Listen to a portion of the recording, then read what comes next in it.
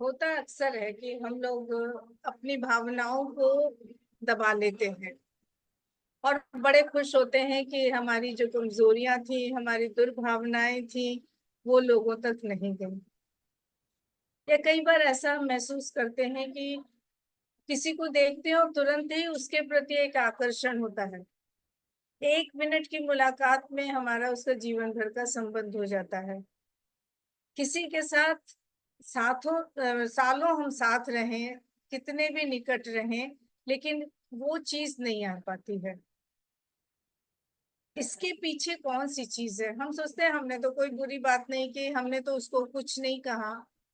और इस तरह की बातों में अक्सर हम एक दूसरे से कभी बिना बात के कट जाते हैं, कभी बिना बात के जुड़ जाते हैं। तो मेरे मन में ये बात बड़ी आया करती थी। मैं अक्सर ही पूछा करती थी आशीष को, या जब पौंडीचेरी में थी वहां पे किसी लोगों को, कि मदर ने इसके बारे में कुछ कहा।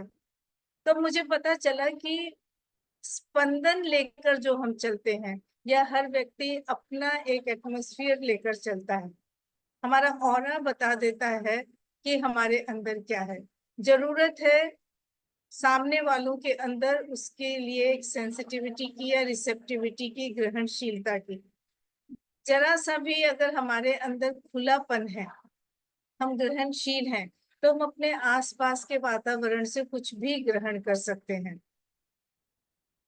और ये ग्रहणशीलता पे हम उस दिन भी बात कर रहे थे, उसमें हमें सावधान रहना है कि हमें किस चीज के प्रति ग्रहणशील होना है, क्या लेना है क्या नहीं लेना है, किसे अपने अंदर आने देना है, किसे नहीं आने देना है। और उसके लिए सचमुच हमारे अंदर वो संवेदनशीलता होनी चाहिए। ऐसी एक कहानी मैंने पढ़ी थी कि एक राजा अपने मंत्री के साथ जा रहा था। राजा भी बहुत अच्छा था, बड़ा प्रजापालक था, और मंत्री बहुत समझदार था, बहुत ही बुद्धिमान। दोनों जा रहे थे, और नगर में जब भी वो ऐसे घूमते थे तो राजा अपना वेश बदल के चलता था, किसी को पता नहीं लगने देता था कि वो राजा है। तो नगर के बीच से जा रहा था, जहाँ बाजार था, दुकानें थी, भीड़ थी, चहल पहल थी। राजा को देख के लगा कि राज्य ठीक ही चल रहा है, लोग प्रसन्न ही है, कहीं कोई कष्ट उन्हें नजर नहीं आ रहा था। घूमते घूमते वो एक दुकान के सामने पहुंचे, जो लकड़ी बेचने वाले की दुकान थी। वहां पे राजा को जाके पता नहीं अचानक कुछ महसूस हुआ। उसने मंत्री से कहा कि मंत्री, मुझे कुछ अजीब सा लग रहा है। मंत्री को लगा कि इनकी तबीयत खराब है क्या। उसने कहा महाराज क्या बात है, वापस चलें? उसने कहा नहीं नहीं, ऐसी कोई बात नहीं है। इस दुकान के पास आके मुझे इस दुकानदार को देख के बड़ा अजीब सा महसूस हो रहा है। पता नहीं क्यों मेरे अंदर एक अजीब सा भाव आ रहा है, मेरा मन कर रहा है अभी इसको मृत्यु दंड दे दूं। मंत्री ने कहा ये क्या बात है? उसने कहा भाग चले यहाँ से, राजा का क्या ठिकाना, पावर है इसके हाथ में, कहीं कर ही बैठे कुछ हो ना जाए। उसने कहा अच्छा, अभी थोड़ा आगे चलते हैं, आज का पूरा राउंड तो ले लीजिए, फिर देखते हैं, हम लोग इस पे बात करेंगे। राजा ने उनकी बात सुन ली और वो दोनों आगे बढ़ गए। महल में आके राजा तो चले गए सोने, लेकिन मंत्री के दिमाग में ये बात चल रही थी। उसने सोचा बात क्या है, अचानक ऐसा क्या हुआ राजा को। दूसरे दिन वो फिर वेश बदले हुए उस दुकानदार के पास गया, और थोड़ी सी लकड़ी खरीदी, और फिर ऐसे ही हालचाल लेने लगा। कौन हो, क्या हो, कहाँ से आए हो, यहाँ कब से हो, कि तुम्हारा घर परिवार कहाँ है, कितने लोग हैं, सब कुछ उसके बारे में। मंत्री को लगा ये आदमी अंदर से कहीं बहुत दुखी है। उसने कहा क्या बात है, मुझे आपके अंदर किसी दुख का एहसास हो रहा है। उसने कहा क्या बताऊं आपको, कहने को तो मैं बड़ा व्यापारी हूँ, चंदन की लकड़ी बेचता हूँ, पर इस शहर में आके, इस राज्य में आके मेरी कोई तरक्की नहीं हो रही, बल्कि दिनों दिन मेरी हालत खराब हो रही है। मैं बहुत गरीब होता जा रहा हूँ, मेरे लिए घर चलाना मुश्किल है। उसने कहा क्यों, इतनी अच्छी इतनी बड़ी दुकान है आपकी। उसने कहा दुकान तो है, पर आप देख रहे हैं कोई ग्राहक नहीं है। यहाँ लोग आते हैं, घूमते हैं, सुनते हैं, तारीफ करते हैं, गप्पे मार के चले जाते हैं, कोई नहीं खरीदता मेरी लकड़ी। और ऐसा रहा तो एक दिन ऐसा आएगा कि खाने को भी नहीं मिलेगा। तो उसने कहा नहीं, ऐसे निराश नहीं होना चाहिए। उसने कहा नहीं, अब कभी कभी पता है मेरे अंदर एक उम्मीद की एक ही किरण बसती है। भगवान करे कि हमारा राजा जल्दी मृत्यु को प्राप्त हो। मंत्री एकदम चौंक गया। उसने कहा ऐसा क्यों कह रहे हो कि राजा मरेगा तो उसका दाह संस्कार बड़े बड़े स्तर पे, बड़े पैमाने पर होगा, और चंदन की लकड़ी के नीचे तो ले नहीं जाएगी, और बहुत सारी लकड़ी जाएगी। इसके अलावा मेरे पास कोई साधन नहीं है कि अपनी बिक्री कैसे बढ़ाऊं। मुझे लगता है वो दिन आएगा, शायद मैं समझ जाऊंगा, फिर मैं कोई दूसरा छोटा मोटा व्यापार कर लूंगा। मंत्री को लगा कि हे भगवान, उधर राजा के मन में कि इसको मृत्यु दंड दो, इधर इसके मन में कि राजा जल्दी मर जाए। ये विचारों का स्पंदन क्या इतना प्रभावशाली होता है। लेकिन मैंने कहा मंत्री बहुत बुद्धिमान था, उसने तय किया नहीं, इसको तो कुछ करना पड़ेगा, यहाँ हमें अपना रोल निभाना है, क्योंकि मैं मंत्री हूँ, मेरा काम है राजा को सही रास्ता दिखाना, प्रजा के दुखों को राजा तक पहुंचाना। उसने तुरंत उससे कहा कि सुनो, मुझे ना थोड़ी और लकड़ियां चाहिए। उसने काफी बड़ी मात्रा में चंदन की लकड़ियां खरीद ली। दुकानदार ने सोचा देखो ये व्यक्ति कितना अच्छा है, इसको शायद मेरी कठिनाई से, मेरे दुख से दया आ गई है। उसने कहा आप जो कहेंगे मैं दाम भी थोड़े कम कर दूंगा। मंत्री ने कहा नहीं नहीं, उसकी जरूरत नहीं, और उसने काफी मात्रा में चंदन की लकड़ी, ये सबसे अच्छी वाली, लेके उसको पैसे दिए, फिर राजा के पास गया। हाँ राजा, आपके लिए आज किसी ने उपहार दिया है, ये देखिए कितनी अच्छी लकड़ियां हैं। तो राजा ने कहा कि अरे ये तो चंदन की लकड़ी है। फिर मंत्री की तरफ देखा, उसमें कुछ था उस आंखों में। मंत्री ने कहा हाँ आप ठीक समझे। आज मैं जा रहा था, उस दुकानदार से मिला, तो ऐसे ही बातें करते करते उसने कहा हमारा राजा कितना अच्छा है, इतना प्रजापालक राजा, उनसे मिलने का बहुत मन करता है, कभी उनके दर्शन हो जाए तो धन्य हो जाऊं, पर हमें तो क्या होगा। और फिर मैंने उसको बता दिया कि मैं तो मंत्री हूँ। तो उसने कहा अरे वाह, आप तो राजा से रोज मिलते होंगे, क्या आप मेरी ओर से उपहार दे देंगे। उसने आपके लिए लकड़ियां उपहार में भेजी हैं। राजा ने उपहार लिया, और अब उसके मन में एक परिवर्तन हुआ। उसने कहा देखो, इस दुकानदार को मैं फांसी चढ़ाना चाहता था, ये तो कितना अच्छा है, इसने मेरे लिए इतनी सद्भावना पाल रखी है, मेरे लिए उपहार भेजा। और उसने मन ही मन खुश होके मंत्री से कहा कि मंत्री उसको तो कुछ देना चाहिए ना, एक दुकानदार ने मेरे लिए इतनी लकड़ियां भेजी चंदन की, कितनी महंगी होती हैं, मैं तो राजा हूँ, मेरा कर्तव्य बनता है कि मैं उसे उससे ज्यादा कुछ दूं। और फिर उसने कई एक थैली में भर के स्वर्ण मोहरें दी, और कहा उसको तुम मेरी तरफ से दे आओ। अब मंत्री वहां गया, और उसने वो मोहरें दी, ये कह के कि राजा कभी यहाँ से जा रहे थे, और उन्हें पता नहीं क्यों तुम्हें देख के लगा कि तुम्हें बहुत कठिनाई है, राजा को बहुत दुख हुआ कि मेरी प्रजा में कोई इतना दुखी है। अब दोनों तरफ से सद्भावना का भाव फैलने लगा, उधर से इधर, उधर से इधर। और धीरे धीरे अंदर जो एक कष्ट के कारण दुर्भावना आ रही थी, उसका पूरी तरह से विलय हो। अब जब मैं इस चीज को लोग देखती हूँ, तो श्री अरविंद का रूपांतरण शब्द आ जाता है मेरे सामने, कि थोड़ी सी चेष्टा, थोड़ा सा प्रयास, थोड़ी सी गुडनेस अगर हम ले आते हैं, या दूसरे को समझने की कोशिश करते हैं, एक अंडरस्टैंडिंग डेवलप करते हैं, तो विचारों का परिवर्तन और विचारों के स्पंदन के परिवर्तन से होता क्या है कि चारों तरफ हार्मनी आने लगती है, प्रेम का प्रसार होने लगता है। तो हमको हमेशा ये नहीं सोचना है कि जो मीठी मीठी बातें करते हैं वे ही मीठे होते हैं, या जो बहुत क्रूर दिखते हैं वो सचमुच क्रूर होते हैं। पता नहीं उसके अंदर, उसके जड़ में, उसके मूल में कौन सा कारण है। इसके लिए कारण यही है कि उस मंत्री की तरह अगर हमारे अंदर शांत मन से, धैर्य के साथ समस्या के मूल में जाने, अभ्यास का एक प्रयास हो, कोशिश हो, और सद्भावना हो, हमारा इंटेंशन सही हो, मनोवृत्ति सही हो, तो चीजें चारों तरफ सुंदरता और सामंजस्य लाती हैं। और माँ ने हमेशा ये कहा है कि बाहर बाहर से सब चीजें या शोर मचाने से ही सब कुछ नहीं होता। बोलने से, शोर मचाने से, कहने से, शब्दों के माध्यम से जरूरी नहीं कि हम सब कुछ अपना ला सके।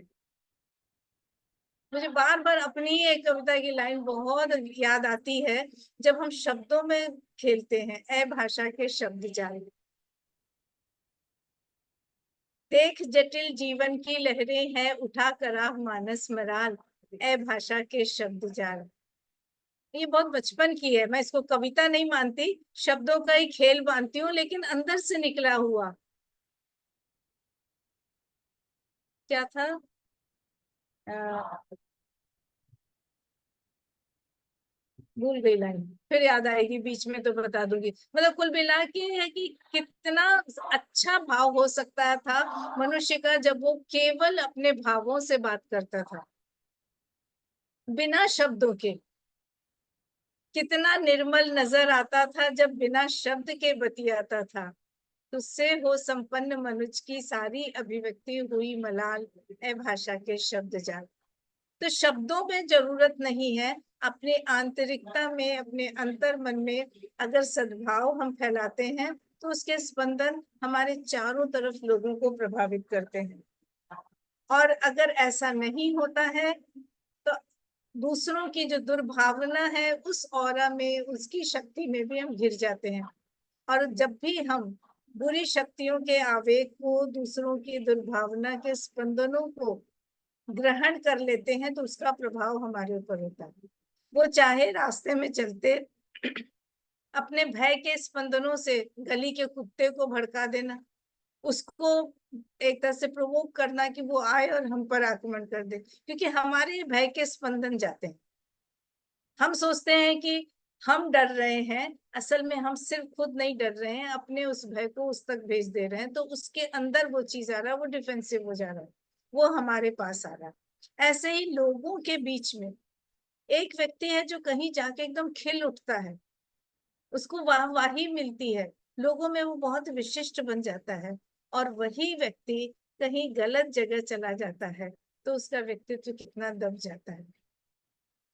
हम सब लोग अपने जीवन में देखें कि हो सकता है हमारे साथ ऐसा कभी हुआ हो कि कहीं हम गए थे तो हम बुझते चले गए, और कहीं हम गए तो हमको इतना ज्यादा एक ओपनिंग मिली है। हर चीज का अपना स्थान है, हर व्यक्ति का अपना स्थान है। हम लोग बड़े खुशनसीब है कि हमारा स्थान श्री माँ के पास है, श्री अरविंद के पास है।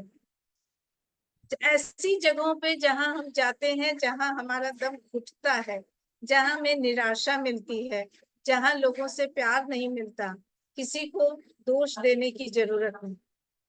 हमें माँ कहती है कि हमें खुद को सोचना है कि शायद ये जगह हमारी नहीं, आगे बढ़ना है।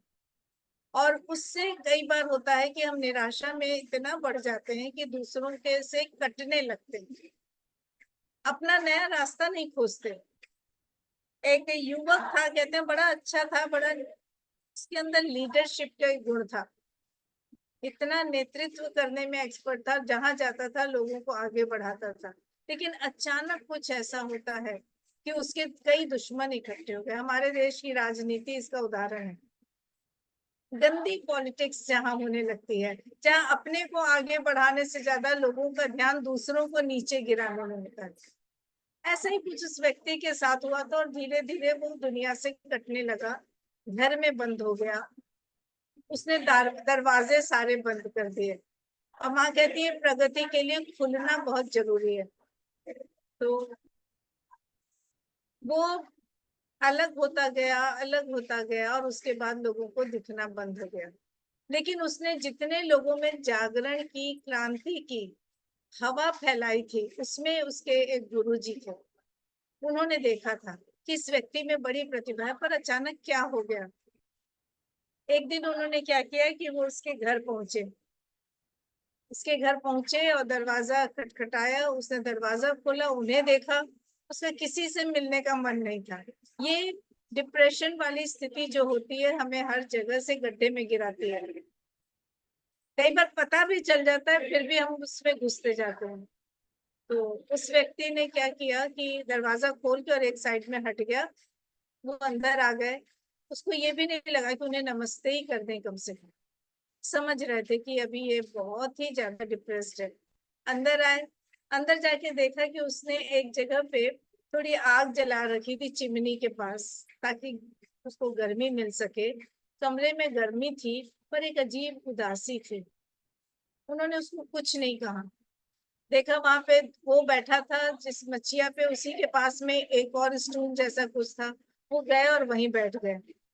चुपचाप देखते रहे। वो आंखें झुका चुका था क्योंकि गुरु सामने है।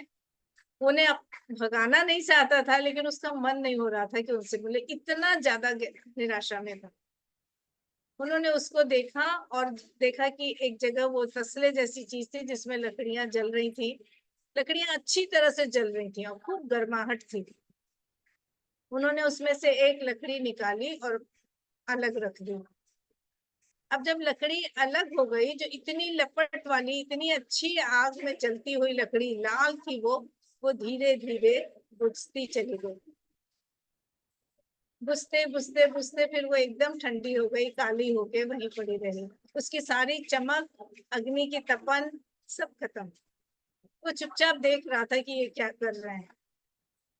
वो भी इसको देख रहे थे। दोनों ने कुछ नहीं कहा एक दूसरे से। थोड़ी देर में गुरुजी ने उस बुझी हुई लकड़ी को लाके फिर से बाकी जलती लकड़ियों में डाल दी। थोड़ा ही समय लगा, वो लकड़ी फिर से जल उठी, लपट आ गई उसमें, और उसकी वो लाली बढ़ गई, रोशनी बढ़ गई और गर्माहट उसको मिल गई। कमरे में फिर से वही चीज हो गई। इसके बाद उसने इनकी ओर देखा, इन्होंने दोनों की आंखें पहली बार मिली। गुरुजी उठे और चुपचाप वहां से चले गए। दरवाजे तक पहुंचे, फिर मुड़ के देखा, ये भी पीछे पीछे आया था दरवाजा बंद करने के लिए। अब इसके मुंह से पहला शब्द निकला, मेरे घर आने के लिए धन्यवाद। गुरुजी ने उसकी पीठ थपथपाई और चले गए। इसके बाद इस आदमी में नव जागरण होता है, उसकी निराशा के बादल छट जाते हैं और ये दोबारा बाहर निकलना शुरू करता है, लोगों से मिलने लगता है। तो पहली चीज तो ये है कि दूसरों के नकारात्मक और सकारात्मक स्पंदन जो है, विचारों के, भावनाओं के, वो हमें प्रभावित करते हैं, हम पे इफेक्ट डालते हैं। दूसरी चीज है कि क्या हमारी तरफ से उनके लिए क्या रिसेप्टिविटी है। क्या हम अपने को शील्ड कर सकते हैं? क्या हम उन्हें स्वीकार और अस्वीकार करने के लिए सचेतन हैं? उनके प्रभाव से हम इंस्पायर होते हैं या हम उनसे दबते चले जाते हैं? ऐसे विचार, ऐसे स्पंदन, ऐसी भावनाएं जो कि हमारा रास्ता रोकती हैं, जो हमें बाधक बन के सामने आती हैं, क्या हमें उन्हें रिसीव करना चाहिए? लेकिन हम कर लेते हैं क्योंकि हम सजग नहीं होते। और उसके बाद अगर हम थोड़ा सा बच भी जाएं, सकारात्मक भावनाओं की तरफ जाएं, तो प्रगति करते हैं, तो क्या वो प्रगति हमारे आंतरिक स्तर पे कहीं, आंतरिक जीवन को कहीं प्रभावित कर रही है, या हम अंधाधुंध भागते चले जाते हैं? अक्सर होता यही है कि हम एक दिशा में चल देते हैं। हमें तरक्की करनी है, यानी हमें पढ़ाई कर रहे हैं तो बहुत अच्छे नंबर लाने हैं, नौकरी करनी है तो ऊंचे से ऊंचा पद पाना है, समाज सेवा कर रहे हैं तो बड़े से बड़ा नाम कमाना है, और एक दिशा में बढ़ते जा रहे हैं, और पैसा और नाम और अच्छे घर और सुविधाएं, पूरे जगह हमारा नाम फैल जाए और हम बड़े खुश हैं। लेकिन उसका कोई अंत नहीं है। थोड़ा मिला है तो और चाहिए, थोड़ा मिला है और चाहिए, और मिला फिर और चाहिए। इस और के लिए भी क्या हमको अपने को थोड़ा सा सजग रखना?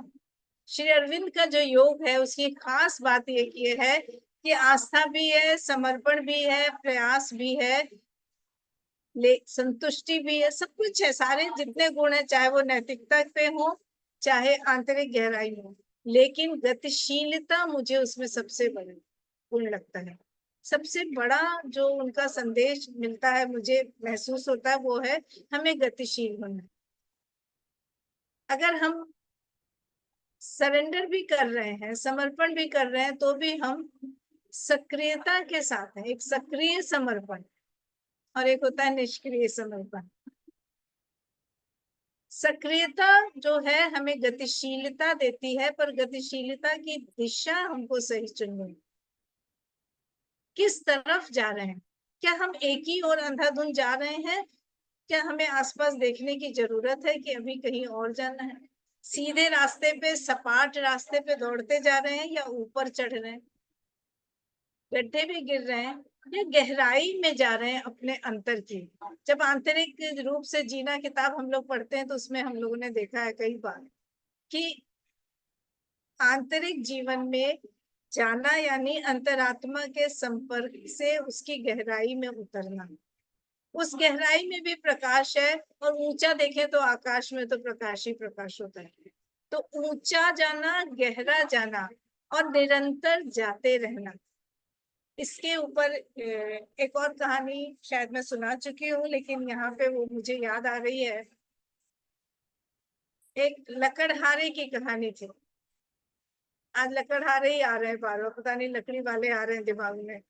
लकड़ी काटते हैं, बेचते हैं और उससे अपना घर चलाते हैं, वही उनका जीवन चलाने का एक साधन होता है। एक लकड़हारा ऐसे ही जंगल में जाता था और लकड़ियां काटता था। खानदानी काम था उसका, उसके बाप दादा भी यही करते थे, वो भी यही करता है, और वो सोचता है कि उसके बेटे भी यही करेंगे। लेकिन जिस जंगल में वो जाता था, उस जंगल में एक पेड़ के नीचे एक संत बैठे रहते थे। वो उसको रोज देखते थे, पर वो अपने ध्यान में रहते थे, उनकी आदत नहीं थी बोलने की। ये उन्हें देखा करता था, क्या मजे हैं इनके, देखो चुपचाप बैठे रहते हैं पेड़ के नीचे, इनको कुछ नहीं करना। मैं इतनी मेहनत करके भी इतनी गरीबी में जीवन बिता रहा हूँ। एक दिन वो उनके पास आके रुक गया। उन्होंने आंखें खोली तो उसने उन्हें प्रणाम किया। उन्होंने कहा, हाँ मैं देखता हूँ तुम रोज आते हो। उसने कहा, जी यही काम करता हूँ। तो पर रोज लकड़ी काटने आते हो, रोज जाते हो, यही करते रहोगे क्या सारी जिंदगी? उसने कहा, फिर मैं क्या करूँ? तो थोड़ा आगे बढ़ो। तो मतलब, तो थोड़ा और आगे जाओ ना, तुम तो यहीं से लकड़ियां काट के चले, तो आगे जाओ तो देखो चंदन की लकड़ी का बागान मिलेगा। उस बगीचे में चंदन के ही पेड़ हैं। उसने कहा, क्या बात करते हो, मेरा खानदानी काम है ये, हम लोग इस जंगल को बहुत अच्छी तरह जानते हैं। उन्होंने कहा, पर मैं भी जानता हूँ, थोड़ा आगे जाओ।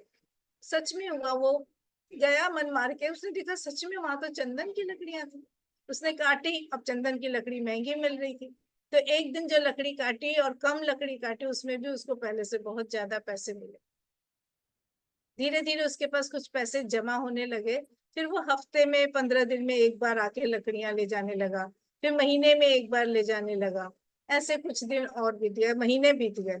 एक दिन उसने फिर जाके उनको देखा, पैर छुए, प्रणाम किए और कहा, आपने तो सचमुच अच्छा किया, आजकल मुझे कम मेहनत करनी पड़ती है। तो उन्होंने देखा, ओ मतलब इतनी देर में वो बस इतना ही सीख पाया था कि महंगी चीज बेच रहा हूँ, मुझे कम मेहनत करनी पड़ रही है। बिल्कुल ही गलत दिशा में जाता, पर वो कुछ नहीं बोले। उन्होंने कहा, कब तक यही करते रहोगे, थोड़ा और आगे बढ़ो।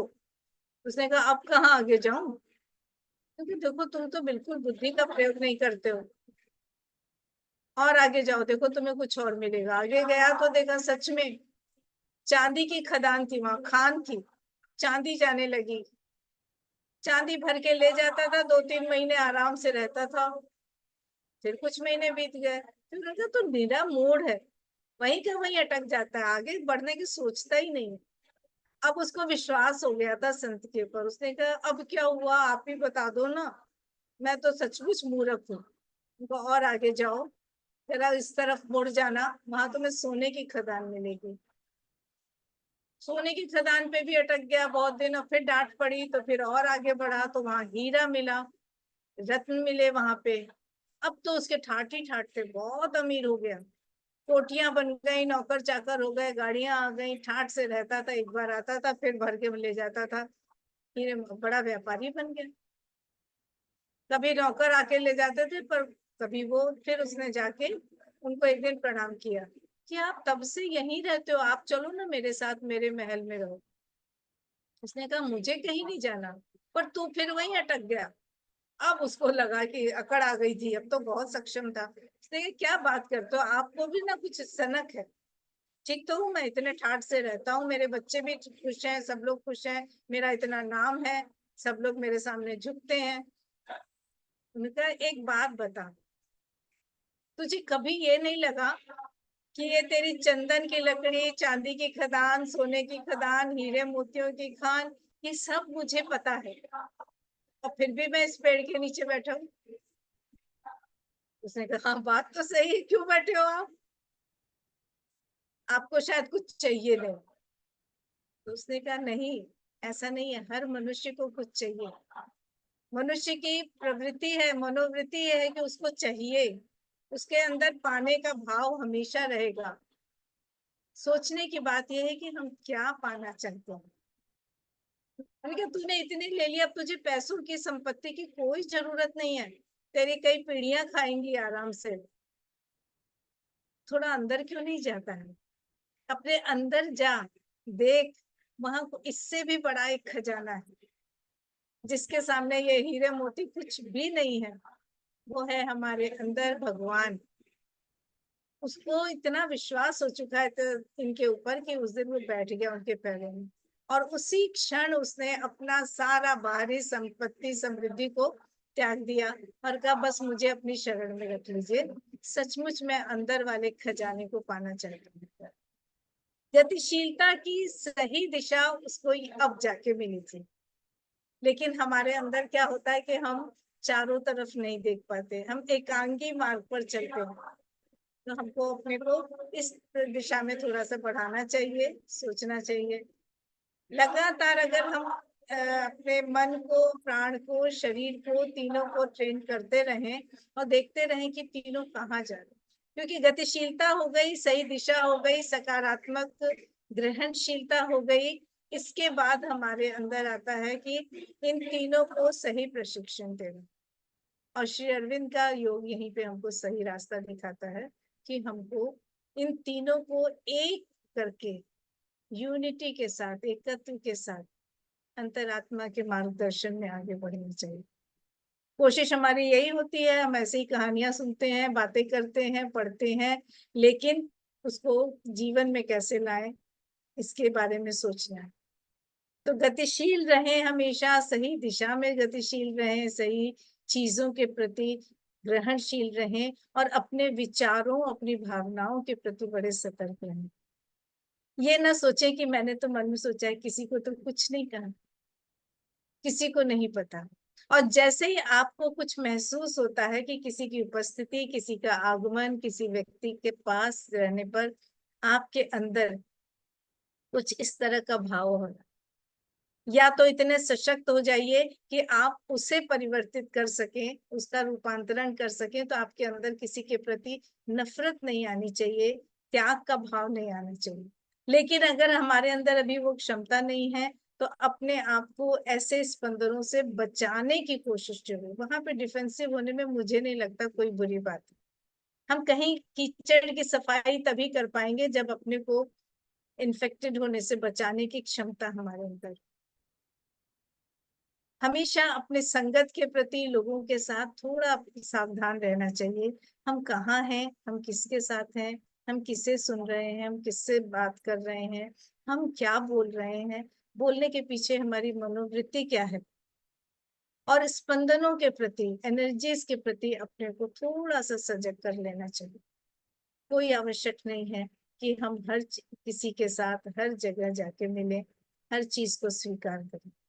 पर जहां पर भी कोई भी सकारात्मक भाव आ रहा है, कहीं पे हमको वो खुशी मिले जिसको कि हम कह सकें कि हमारे चैत्य की तरफ से आने वाला प्रकाश है, जहाँ चैत्य का आनंद है, हमारे आंतरिक, हम अंतरात्मा की तरफ से स्वीकृति है, उसको तुरंत लपक लेना चाहिए। ऐसे भावों को ही, या ऐसे निर्देशों को ही आदेश कहा जाता है। तो स्पंदनों के प्रति सतर्क रहें। आज मेरा यही एक वाक्य लेके मैंने शुरू किया था, हम सब यही कोशिश करें। बस यहीं पे समाप्त कर रहे हैं आज। धन्यवाद।